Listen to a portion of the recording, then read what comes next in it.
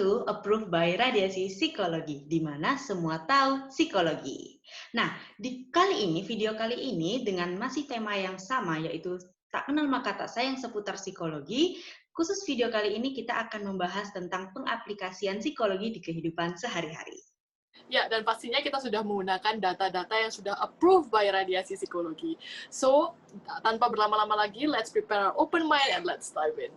Oke, nah sebelum kita masuk ke pokok bahasan mengenai psikologi di kehidupan sehari-hari, pertama-tama aku mau ngenalin dulu nih salah satu asosiasi paling tenar kalau di psikologi. Namanya adalah American Psychological Association. Kalau misalnya teman-teman belajar psikologi atau berhubungan dengan bidang psikologi, itu pasti tahu yang namanya APA ini, singkatannya APA ya, American Psychological Association. Nah, kalau misalnya kita lihat di websitenya APA, itu APA itu membagi psikologi itu menjadi beberapa divisi kayak gitu. Mereka itu punya banyak sekali divisi. Ada yang forensik, ada yang kemudian militer, ada yang tentang olahraga, dan itu semua berhubungan dengan psikologi. Nah, kalau misalnya Krista sendiri nih, apa ya bidang-bidang psikologi yang menarik yang kamu pernah tahu gitu? Oke, sebelumnya kalau misalnya aku membandingkan atau aku membayangkan tipe-tipe orang, ada dua tipe orang yang tahu psikologi dan yang tidak tahu psikologi. Nah, biasanya orang awam sebelum kita kenal dengan dunia psikologi, pasti kita dari tidak tahu menjadi tahu kan, kayak gitu. Biasanya kita sangat lekat, kita tahu psikologi itu biasanya dari dunia digital, misalnya kayak film atau reality show yang sering kita tonton kayak gitu.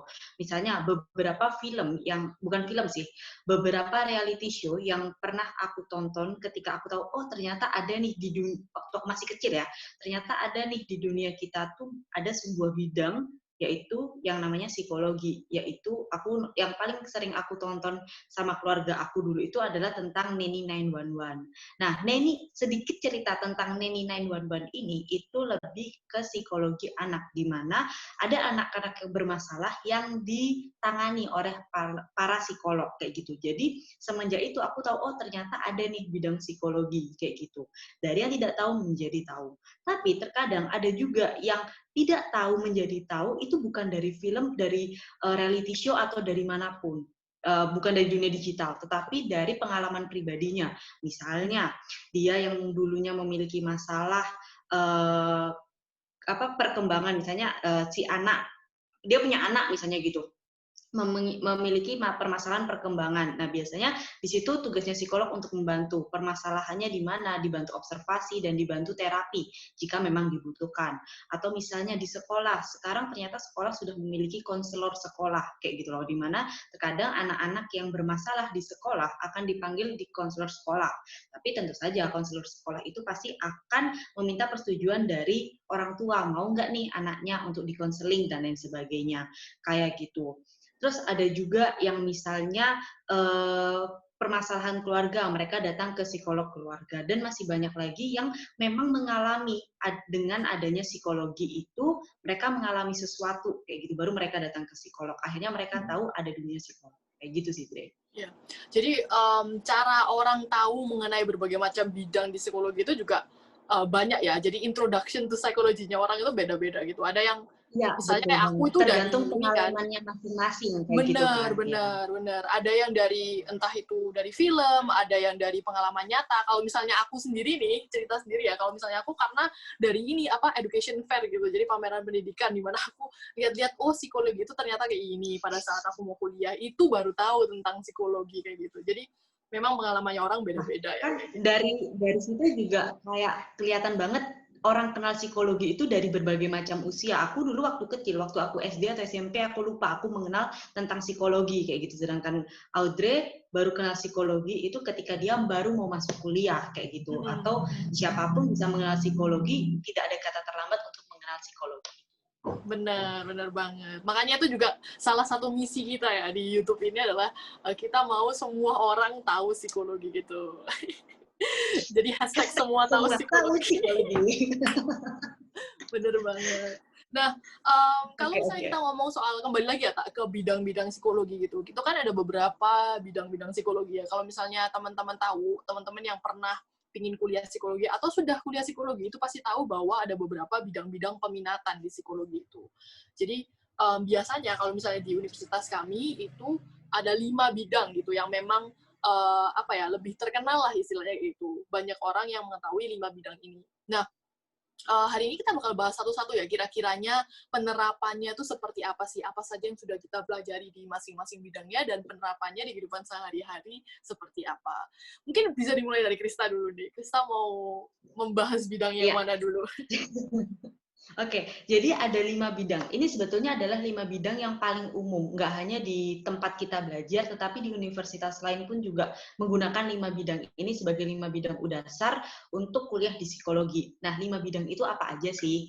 Yang pertama itu adalah bidang industri atau industri dan organisasi, atau di tempat kita singkatnya PIO, di psikologi industri dan organisasi, kayak gitu.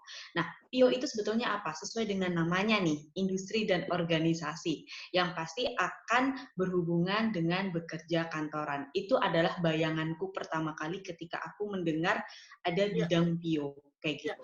Tapi Yang aku pikirkan itu adalah hanya bekerja di perusahaan. Kalau kamu gimana, Dre? Ya, iya sih, awal-awalnya juga begitu sih. Jadi kan misalnya apa ya, kalau misalnya kita barusan masuk kuliah itu kan banyak banget yang pengen, oh nantinya aku pengen jadi di bisnis nih, atau di kantor. Nah itu makanya kenapa kebanyakan juga, kalau misalnya Krista inget dulu pas awal-awal kita kuliah itu, banyak banget yang awal-awal tuh pinginnya tuh masuk bidang PIO gitu kan. Di Ya, awal-awal tuh banyak betul. banget pengen masuk bidang PIO, sebelum kita benar-benar mengetahui tentang bidang-bidang lainnya. Nah, tapi tak ada sesuatu yang menarik nih pada saat aku kuliah gitu ya, melanjutkan S2 di luar negeri, itu ternyata PIO itu, yang namanya PIO itu hanya digunakan di dalam konteks Amerika dan juga di Indonesia kayak gitu. Karena kalau misalnya di Eropa itu ternyata sebutannya beda. Sebutannya adalah Work and Organizational Psychology atau Work, Organizational and Personnel Psychology. Dan itu sebenarnya intinya sama aja gitu. Ada juga yang bilang Occupational Psychology itu nama-namanya sebenarnya banyak banget, tapi memang kebanyakan yang yang tentang psikologi di industri dan organisasi atau yang berhubungan dengan organisasi dan sebagainya itu yaitu untuk di APA sendiri itu dikenalnya sebagai PIO itu tadi. Itu menarik juga sih kayak gitu. Ya, jadi setiap negara atau setiap tempat itu namanya nggak pasti industri organisasi. Bener. Kayak yang Dre bilang tadi, di negara Amerika tadi ya, Dre ya. Ya, Itu namanya kalau beda PIO. sendiri. Kayak Kalau PIO di Amerika juga. Jadi Industrial and Organizational Psychology itu di Amerika juga. Kalau di Eropa yang agak beda kayak gitu. oh Jadi Eropa, dia, sorry. ya Yang di Eropa yang benar. berbeda ya, kayak gitu. Iya, Jadi gitu. intinya sama, hanya penyebutannya aja yang beda-beda, kayak gitu sih. Benar, benar. Nah, Nah, kalau misalnya di kalau PIO menurut sendiri, gimana tak? Silakan. Nah, tapi kebetulan nih, kebetulan ketika lulus dari kuliah, aku langsung terjun di dunia industri organisasi karena memang dapat kesempatannya di situ, kayak gitu kan. Nah, ternyata ketika aku ekspektasiku ketika aku belajar tentang psikologi dan realitaku ketika bekerja itu tuh sangat-sangat berbeda. Karena apa? Karena yang kita pelajari itu adalah psikologi industri untuk perusahaan yang baru, kayak misalnya membuat visi dan misi, budaya organisasi, terus gimana cara kita membuat sebuah usaha. Ya kan kita ada belajar apa sih dulu, Dre, yang kita jualan itu, Dre, yang Asas manajemen gimana? ya? Asas manajemen. Asmen. Nah, itu kita atas manajemen itu kita belajar kayak dari awal, dari pembuatan industri bisnis itu dari awal kayak gitu loh. Nah, tapi ternyata ketika di dunia kerja itu beda banget kayak gitu. Di dunia kerja itu biasanya lulusan psikologi itu masuknya ke bidang HRD. Dan ternyata HRD itu bisa banyak banget macamnya kayak gitu loh, Dre. Yang kamu Ya. tahu macam-macam HRD apa, Dre? Ya benar sih. Kalau misalnya ini sih tergantung juga ya. Tergantung juga apa yang kalian ambil. Jadi mata kuliah yang kalian ambil juga pada saat kuliah kayak gitu. Karena ada beberapa mata kuliah itu memang yang fokusnya ke manajemen sumber daya manusia gitu. Yang memang ya kayak Krista tadi bilang gitu, yang benar-benar detail ke misalnya kayak rekrutmen itu seperti apa, kemudian training and development itu seperti apa dan sebagainya kayak gitu. Dan memang gimana pun juga karena kita dalam kuliah itu kan terbatas ya waktunya gitu, dan juga setiap perusahaan itu berbeda, jadi kita nggak bisa belajar yang benar-benar sampai gimana sih cara pengaplikasiannya pada saat kita langsung di organisasi gitu. Mungkin itu ya Tak ya, yang agak susah ya Tak ya, Iya, aplikasinya gitu. betul banget. Itu karena ya benar tadi kata Audrey, ada juga HRD itu yang jenisnya itu kayak divisi training and development kayak gitu. Terus ada yang rekrutmen, terus ada payroll, terus ada ini, terus ada itu, ada ini, ada itu. Nah, Benar. bahkan kalau misalnya teman-teman perhatiin HRD, khususnya HRD itu nggak hanya lulusan psikologi yang diambil, ya kan? Ada juga yang dari hukum, ada yang Ya, dari hukum, accounting kayak gitu. bisnis, ya. Kenapa? Kok bisa HRD kan terkenalnya dengan psikologi, tapi kenapa hukum dan accounting ini juga bisa masuk ke HRD? Karena itu tadi bagian HRD yang sangat banyak yang tidak hanya berhubungan dengan rekrutmen, kayak misalnya payroll itu masalah penggajian, yang mana itu pasti hubungannya dengan accounting kayak gitu, terus atau finance kayak gitu. Terus misalnya masalah legal itu hubungannya dengan hukum, tapi itu termasuk ke Benar. bagiannya HRD kayak gitu sih. Jadi kita harus tahu juga bagian-bagiannya kayak gitu. Benar, benar banget. Nah, kemudian kalau misalnya untuk di kampusnya sendiri, Tak, kamu ingat belajar apa aja nih? Selain kayak visi, misi, dan segala macam, kamu dulu ingat belajar apa lagi nih, Tak, kalau di industri? Dulu kalau waktu PIO itu aku belajar apa namanya, eh, rekrutmen, interview ya, interview, Interview. observasi dan interview kayak Ya, gitu. Itu ya, untuk ya. rekrutmen, itu bisa kita gunakan untuk rekrutmen kayak gitu. Terus ada training and development di mana kita membuat lesson plan untuk, aku ingat banget itu ketika training and development aku pergi ke sekolah, karena kan untuk ke perusahaan susah ya. Jadi kita Ya. pergi ke sekolah-sekolah, kita mentraining dan mendevelop guru-guru di sana. Ada permasalahan apa kayak gitu. Kita bukan mengajarkan mereka, yang mana ini hanya praktek lapangan aja kayak gitu, yang pasti udah persetujuan dan itu tuh prosesnya panjang Bimbingan. banget, dimana kita Ya, harus mencari akar permasalahannya apa kayak gitu, permasalahan yang tidak bisa dibuat-buat sama kita, memang beneran realitanya permasalahannya di mana. Nah itu yang kita cari kayak gitu, training and ya, development ya. kayak gitu. Ya, jadi banyak banget sih sebenarnya, menarik banget ya kalau misalnya kita, kebetulan saya dan juga Krista dua-duanya sekarang ini lagi masuk di dalam PO ini gitu, industri organisasi gitu.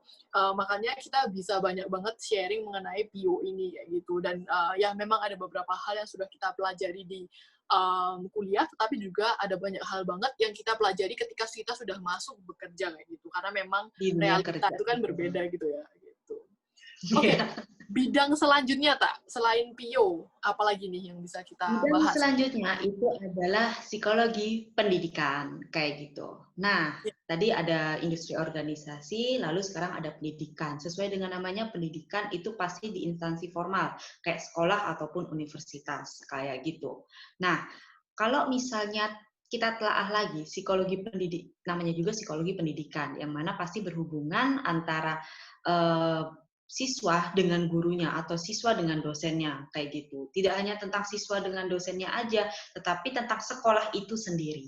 Kenapa bisa ngomong tentang sekolah itu sendiri? Karena di psikologi pendidikan, kalau misalnya Audrey ingat, kayak kita itu belajar kayak tentang membuat kurikulum, mengevaluasi dan lain ya. sebagainya. Itu tuh benar-benar tentang dunia pendidikan yang dibahas kayak gitu. Kalau menurut Ya. Audrey gimana? Ya, ya itu tadi ya, psikologi itu karena saking luasnya itu juga akhirnya tuh nyampet-nyampet gitu, bidangnya tuh bukan yang tipe yang kayak bener-bener, oh ini pendidikan nih, ranahnya pendidikan, oh ini ranahnya PIO kayak gitu, nggak bisa dipisah-pisah kayak gitu. Kalau misalnya kita tahu ada beberapa sekolah juga yang punya HRD kayak gitu.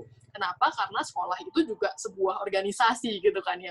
Jadi Ya, apa betul, ya? betul, betul. Iya, jadi kalau untuk pendidikan itu mereka lebih fokus ke kurikulumnya, lesson plan-nya, bagaimana caranya kita tuh bisa memberikan edukasi atau pendidikan yang sesuai dengan tipe-tipe anaknya mungkin, atau mungkin usia-usia anaknya, seperti itu. Gimana caranya kita bisa make sure kalau misalnya semua orang itu ada capaian-capaian pembelajarannya yang memang bisa digunakan, kayak gitu ya. Ya, itu. Betul banget. Nah, di psikologi pendidikan itu juga, selain tadi Audrey sempat menyinggung tentang instansi itu juga sebuah organisasi, makanya ada HRD. Tapi jangan lupa, di awal tadi aku juga bilang bahwa beberapa sekolah itu juga memiliki konselornya, yang mana Benar. konselor ini bertugas untuk menangani para siswanya yang mengalami masalah. belajar kayak gitu.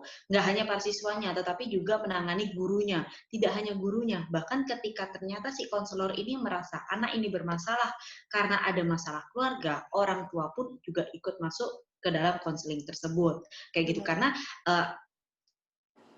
kayak saling berkaitan kayak gitu, guru orang tua murid, guru orang tua murid itu adalah yang berkaitan di dalam di dalam pendidikan kayak gitu. Selain itu juga para ahli psikolog itu juga sudah mulai membuat kayak tes prestasi, terus metode mengajar siswa yang biasa dengan yang luar biasa kayak gitu. Maksud luar biasa di sini adalah siswa-siswa yang memiliki keterbatasan kayak gitu ya. Terus misalnya membuat alat bantu untuk mereka yang memiliki keterbatasan dan lain sebagainya. Jadi benar-benar psikologi ini untuk khususnya psikologi pendidikan itu benar-benar yang gimana caranya supaya kita bisa mendeliver pengetahuan atau pembelajaran itu ke anak dengan cara yang sama, tetap dengan cara yang berbeda-beda, tetapi hasilnya harapannya bisa sama kayak gitu sih. Ya, jadi nggak melulu harus di dalam sekolah ya. Kemudian kita ngomong kayak psikologi pendidikan harus di sekolah, itu nggak juga. Jadi ada psikolog-psikolog pendidikan yang memang melakukan misalnya konseling kayak satu persatu gitu, atau dengan anaknya langsung, atau mereka yang memang fokusnya adalah ke pembuatan seperti yang Krista bilang tadi, alat bantu, atau misalnya apa ya, biasanya mainan-mainan pendidikan dan sebagainya macamnya kayak gitu. Itu kalau misalnya kita kuliah dulu kan ada ya yang namanya kompetisi desain intervensi, di mana kita memang diminta untuk membuat intervensi-intervensi kadang-kadang yang berhubungan dengan pembelajaran kayak gitu. Mungkin kalau misalnya teman-teman kayak pasti zaman online kayak gini pasti banyak banget alat-alat bantu pembelajaran, misalnya kayak alat sensori untuk anak-anak yang masih bayi, yang halus, yang kasar, itu adalah sebagai bentuk alat pembelajaran juga. Itu bukan ahli psikolog yang belajar, tetapi yang membuat, yang terinspirasi itu adalah terinspirasi dari perkembangan tiap perkembangan manusianya perkembangan itu ya, gitu. tahapan perkembangan manusia. Tahap-tahapan perkembangan, betul banget. Ya. Jadi sekarang ini sangat sering di mana kita melihat satu tim yang memang mereka tuh beda-beda gitu kaliannya. Misalnya ada tim IT-nya yang membuat gamenya, misalnya ya gamenya tipe online kayak gitu. Jadi tim IT-nya membuat gamenya, tapi pada saat development itu didiskusikan juga dengan ahli-ahli psikologi yang bidang pendidikan misalnya untuk membuat gamenya tersebut, supaya gimana caranya supaya itu mendidik dan sebagainya.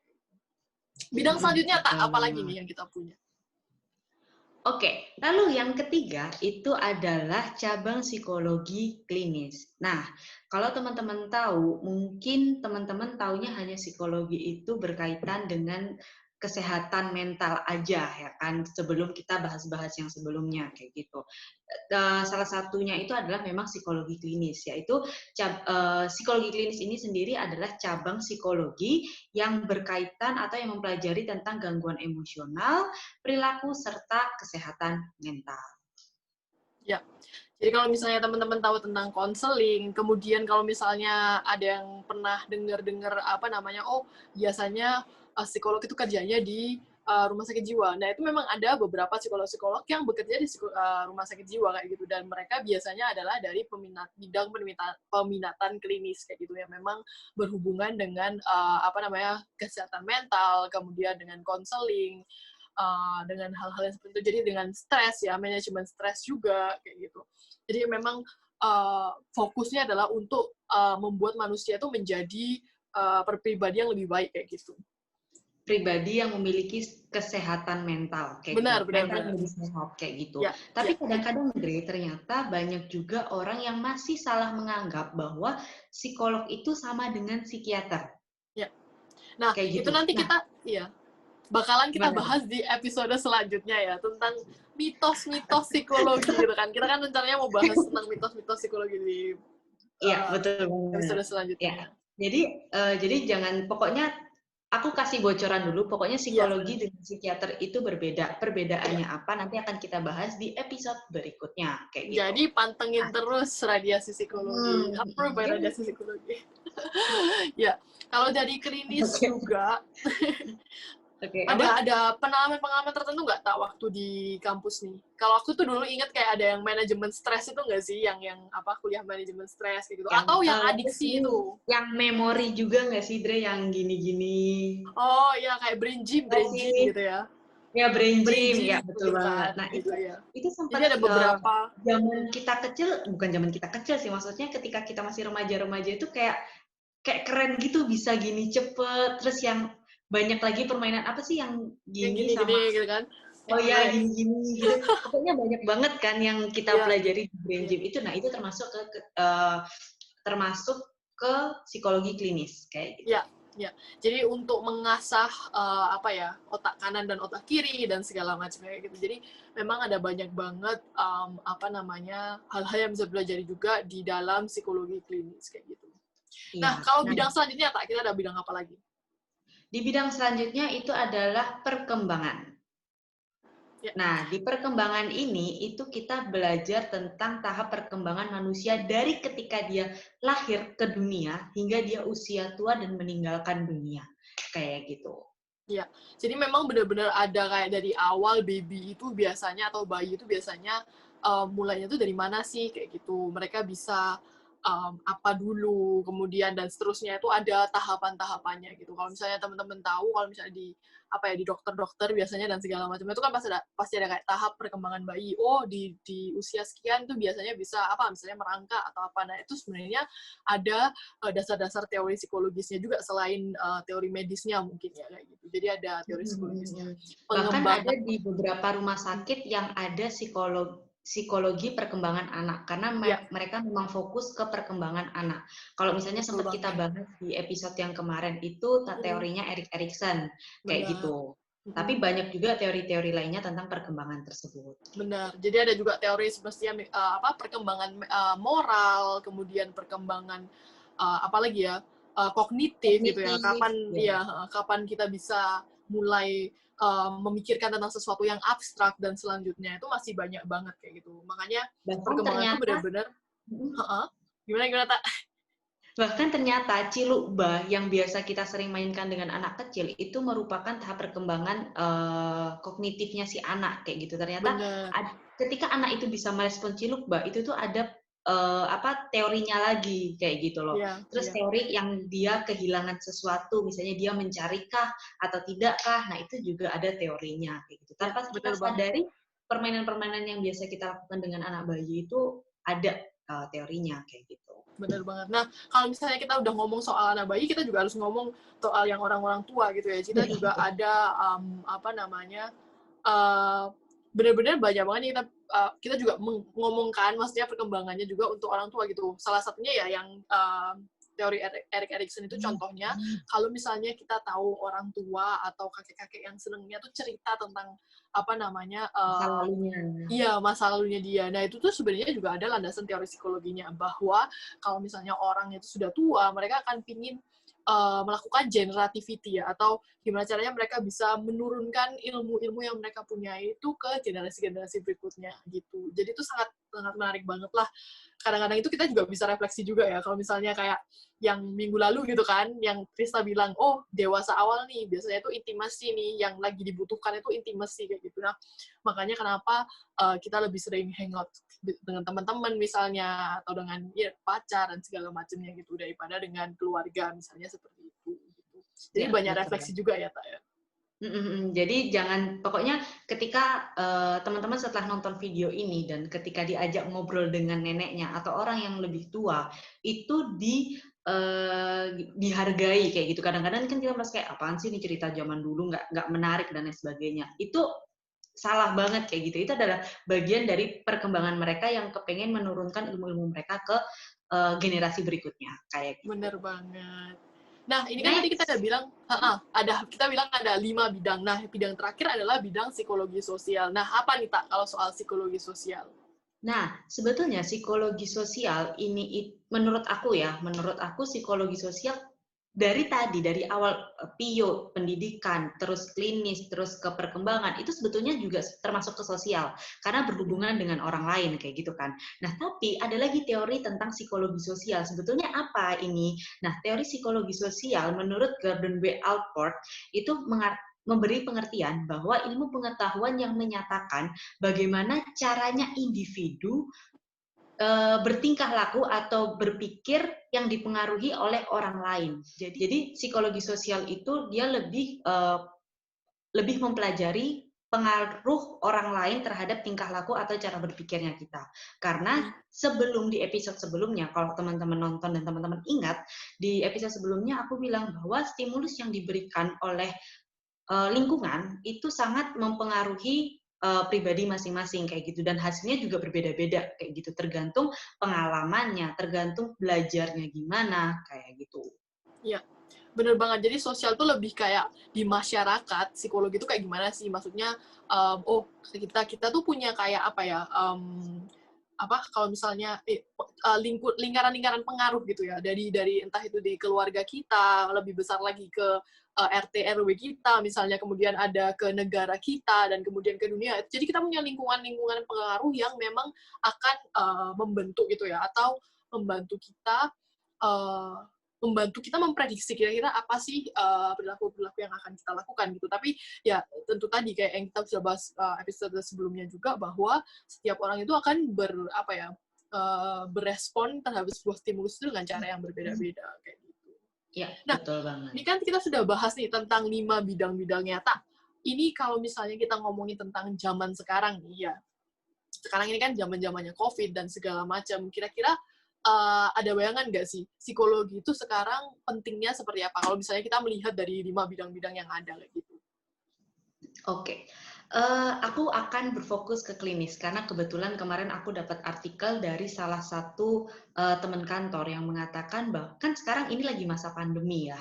Entah kapanpun kalian nonton, di tanggal 12 November 2020 itu tuh lagi masa pandemi kayak gitu, di mana ada virus corona namanya kayak gitu. Nah, artikel yang aku baca ini adalah setelah corona ini selesai, bakal banyak banget masyarakat atau individu-individu yang mengalami gangguan mental. Karena apa? Karena sekarang ini kita tuh ditakut-takuti dengan virus ini, yang kita harus menggunakan masker, cuci tangan, menggunakan hand sanitizer, stay di rumah aja, tetap di rumah aja, itu sebetulnya adalah himbauan. Tetapi bagi sebagian orang, itu tuh sebetulnya menakut-nakuti mereka, sehingga mereka memiliki kecemasan, ketakutan yang berlebihan, kayak gitu. Nah, para psikolog di dunia itu sudah mulai mempersiapkan dan memperhitungkan hal ini, kayak gitu. Jika memang nanti corona selesai, apa yang bisa para psikolog ini lakukan untuk mengurangi tingkat kecemasan atau tingkat ketakutan masyarakat yang ada di dunia terkait corona ini. Gitu, Dre. Kalau kamu gimana, Dre? Kalau aku akan fokus ke PIO gitu ya, ke industri organisasi. Karena salah satunya yang, ya, kita tahu banget kan, kalau misalnya kerjaan itu sangat berubah di masa pandemi ini. Yang dari dulunya, misalnya di kantor, sekarang itu banyak yang work from home, ada beberapa company yang sudah kembali lagi secara normal di fisik kayak gitu ya, di kantor dan segala macamnya. Tapi ada juga banyak banget sebenarnya, misalnya Microsoft itu memperbolehkan employee-nya atau pegawai-pegawainya untuk stay dan work from home dari secara penuh gitu. Kenapa? Nah, itu kita bisa lihat banget kalau misalnya ada perubahan gitu di dalam PIO juga kayak gitu ya. Nah, ini tuh berkaitan ketat banget dengan psikologi. Kenapa? Karena kalau misalnya kita bekerja dari rumah, itu banyak hal yang menjadi yang harus kita perhatikan. Contohnya, salah satunya adalah sosialisasi. Kita tidak mendapatkan sosialisasi sebanyak kalau misalnya kita di kantor kayak gitu. Kalau misalnya di kantor kita datang gitu kan langsung bisa, gimana kabarnya dan segala macam. Sedangkan Cipika-cipiki gitu ya. benar. Kalau misalnya sekarang ini di work from home, kita mau meeting itu harus menschedulkan atau menjadwalkan meeting gitu. Nggak mungkin kita menjadwalkan meeting, kemudian cipika-cipika dulu, cipika-cipiki dulu. Aduh, susah banget ya. Ya gitu. Jadi gimana caranya sebagai psikolog yang maksudnya bukan psikolog ya, tapi ilmuwan psikologi yang berada di organisasi dan sebagainya, kita membentuk tempat-tempat sosialisasi kayak gitu buat pegawai-pegawai misalnya kayak gitu, ataupun mereka yang tinggal di rumah dan ternyata di rumah itu ada anak-anaknya yang lari-larian pada saat mereka kerja, tentang work-life balance gitu ya, balance-nya atau keseimbangan antara pekerjaan dan rumah. Karena kalau misalnya kita di rumah terus, itu kita rasanya kayak oh tempat kerjanya kan Bosan sama banget. kayak di rumah gitu. Satu bosan, kedua kita merasa bahwa oh iya berarti kita harus kerja nih. Kalau misalnya ke kantor kan ada kayak switch on switch off-nya gitu ya. Kayak ada Yes. saklarnya gitu. Kita oke, ke kantor berarti untuk kerja. Kalau udah di rumah bukan kerja. Jadi kita bisa lebih membedakan. Tapi kalau misalnya kita udah kerjanya di rumah, kemudian istirahatnya juga di rumah, kadang-kadang itu kita jadi lebih susah untuk membagi waktu tersebut kayak gitu. Jadi ada banyak banget hal-hal yang bisa dibantu gitu ya untuk dari ilmu-ilmu psikologi dengan keadaan yang sekarang ini, yaitu dengan pandemi ini kayak gitu sih. Ya, betul banget. Tapi hal ini juga nggak berbeda untuk yang di pendidikan dan juga yang di perkembangan juga, karena ternyata untuk pendidikan dan perkembangan ini aku fokus ke cerita temanku yang memang dia guru di sekolah kayak gitu, yang memang benar-benar sekarang itu sangat anak-anak sangat mulai berkembang dengan cara yang sedikit istimewa, yaitu di mana mereka sekarang udah, aku bukan menjatuhkan, maksudnya bukan menjelek-jelekkan anak zaman sekarang, anak SD atau sekolah zaman sekarang, tapi mereka sudah mulai belajar gimana caranya kayak mulai menipu, misalnya kayak karena jarak jauh ya, karena pembelajaran jarak jauh ini mereka mulai kayak pura-pura, aduh sinyalnya mati, tiba-tiba nge-freeze dan lain sebagainya. Itu mereka sudah mulai mempelajari itu. Mereka mulai melek terhadap dunia digital kayak gitu loh. Walaupun memang zaman sekarang dunia digital itu bisa untuk semua umur ya, tapi dengan adanya ini mereka benar-benar yang udah mulai kayak orang Ya. tua dan guru harus support anaknya supaya tetap pendidikan tetap berjalan dengan baik kayak gitu. Ya, pada intinya dengan segala sesuatunya, kayak segala sesuatu apapun itu selalu ada pro dan kontranya ya, selalu ada sisi Yes. baiknya dan sisi buruknya. Jadi ya memang sekarang ini pendidikan bisa berlangsung dari mana aja, tapi juga ada sisi negatifnya, kayak gitu. Ya, betul banget. Wah, gila. Kita udah berapa lama ini, Dre, kita ngobrol-ngobrol kayak gini dan nggak terasa banget Iya. waktunya juga sudah lama dan kita tidak ingin memperpanjang lagi karena takutnya teman-teman juga bosan untuk menonton video ini. Nah, tanpa berlama-lama lagi, kira-kira teman-teman sudah mendapatkan insight apa nih hari ini untuk video kali ini? Nah, kalau misalnya bisa kita rangkum di video kali ini, yang bisa kita petik itu adalah bahwa di psikologi itu ternyata benar-benaran ada di lingkungan kita dan ada melekat di kehidupan kita sehari-hari kayak gitu. Kita nggak bisa lepas dari psikologi. Bahkan banyak sekali teori-teori psikologi yang ternyata kita tidak sadari itu merupakan bagian dari psikologi itu sendiri. Bener banget. So that's it for today, and don't forget. Thank you so much. First, thank you so much for staying sampai di akhir acara dan akhir video ini. Jangan lupa to keep being inspired, to keep learning, and keep striving to become a better world citizen. Sampai jumpa minggu depan semuanya. Dadah. Dadah!